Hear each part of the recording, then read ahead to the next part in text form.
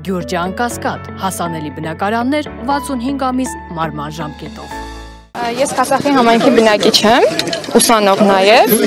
որը զուգահեռ աշխատում է և ամեն օր օգտվում է հասարակական տրանսպորտից։ Պահանջը ինչու՞մն է կայանում, պահանջը մեկն է, նախատեսվող 59-րդ համարի տրանսպորտային երթուղու փոփոխությունը թույլ չտալ, որ կատարվի։ Այսինքն դեռևս չկա որոշում, որով 25-րդ և 59-րդ համարի տրանսպորտային երթուղիները փոփոխվելու են։ Բայց նախատեսվում է, որ այդ որոշումը կայացվելու է, դրա մասին մենք տեղեկացել ենք երեկ, երբ որ Քասախի և Պրոշյան համայնքի ներկայացուցիչները հանդիպել էին նախարարությունում, նախարարության ներկայացուցիչների հետ։ Դուք առաջ եկեք ավելի լավ։ Նախարարության ներկայացուցիչների հետ այսպիսով մենք որոշեցինք նաև օրինական ճանապարհով ինչ-որ քայլերի մենք որոշեցինք նաև օրինական ճանապարհով քայլերի դիմենք։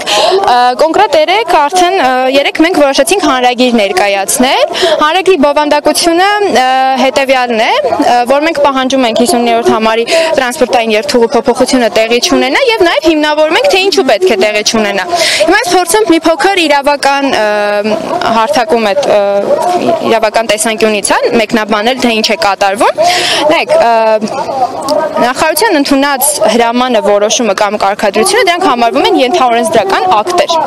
Ենթաօրենսդրական ակտը ուղղված է օրենքի կիրառման, այսինքն ենթաօրենսդրական ակտով նպաստում են, որպեսզի օրենքը ավելի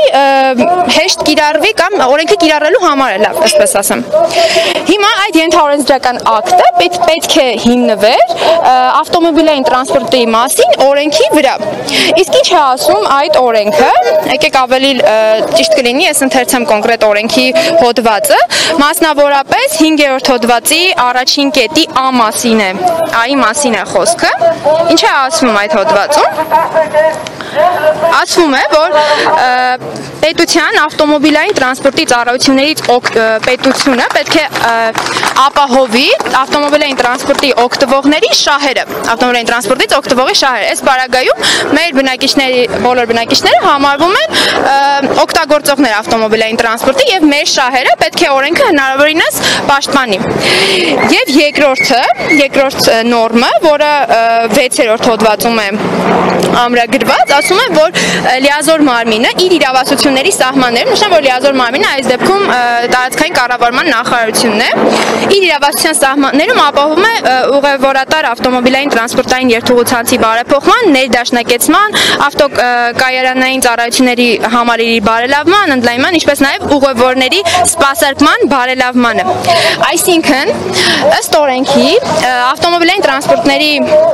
երթուղիների սահմանումը եւ այլն պետք է նպաստեն օգտագործողների շահերին։ Այսինքն դա պետք է լինի բարեփոխում։ Իսկ ինչ է կատարվում Քասախ համայնքում։ Նախատեսվող 59-րդ տրանսպորտային համարը փոխարինվելու է միկրոավտոբուսներով, մուլտիտրանսի միկրոավտոբուսներով, որոնք նախ անհրաժեշտ հարմարացությունները չունեն, օրինակ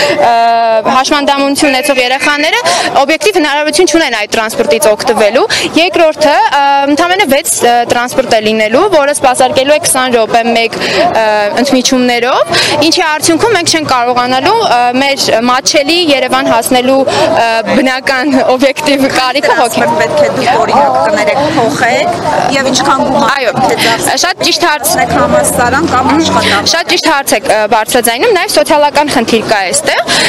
Այս բaragայում, եթե տրանսպորտները փոխվեն, մենք ստիպված ենք լինելու օրական 700 դրամ ծախսել տրանսպորտի համար։ Իսկ հիմա, երբ որ ես օգտվում եմ, ուսանող եմ, ունեմ զեղչ եւ օգտվում եմ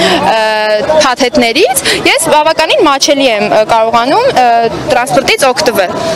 Այսինքն բոլոր այն առաջնահերթությունները, որը նախարարությունը պետք է հաշվի առներ նման որոշում ընդունելուց, ըստ էության չեն հաշվի առնվել, քանի որ թե սոցիալական իմաստով, թե զբաղվածության կենտրոնացման եւ ժամանակահատվածի իմաստով ոչ մի առաջնահերթություն չի հաշվի առնել։ Իսկ մեր այսօրվա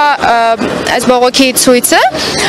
եւս մեր իրավունքների պաշտպանմանն է ուղղված։ Մենք գտնում ենք, որ այո, խախտվում են օրենքներ եւ պետք է ամեն ինչ լինի օրենքի օրենքի սահմաններում եւ Սահմանադրության 6-րդ հոդվածն օրինականության սկզբունքի մասին է, որ տեղական ինքնակառավարման մարմինները եւ պետական մարմինները պետք է իրենց գործողությունները օրենքի շրջանակներում իրականացնեն։ Որն է ձեր կարծիքը։ Խելամիտ լուծումը մեր պահանջն է հենց 50-րդ համարի տրանսպորտային երթուղին ուղղակի չփոփոխել։ Իսկ եթե պատասխանը եւս կրկին անգամ բացասական եղավ, նայեք, բացասական լինելը արտահայտվելու է մի ձևով, լինելու է որոշում կամ հրաման, որով 50-րդ եւ 25-րդ տրանսպորտային երթուղիները փոփոխվելու են։ Այս դեպքում մենք կդիմենք արդեն հենց բուն իրավական գործընթացով հարցին լուծում կտանք, այսինքն այդ ակտը ուղղակի վարչական դատարանում կբողոքարկենք։